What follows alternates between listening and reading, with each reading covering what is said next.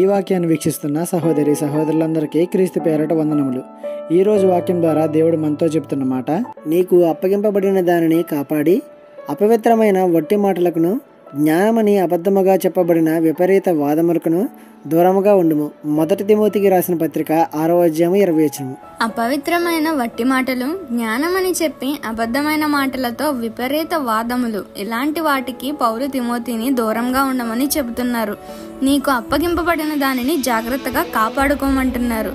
దేవుడు ప్రతి ఒక్కరికి తలాంతులు అనుగ్రహించారు, మరి మనకు కూడా ఇచ్చే ఉంటారు కదా. నీకు అప్పగింపబడిన దానిపై నువ్వు నమ్మకంగా ఉంటున్నావా? జాగ్రత్తగా కాపాడుకుంటున్నావా? ఒకసారి ఆలోచించు.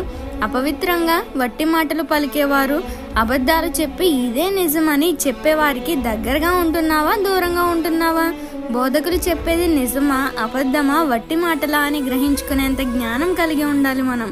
ఎంతసేపు ఆశీర్వాదాలు, శ్రమల నుండి విడుదలే కాదు, కాస్త బోధకులను గమనించండి.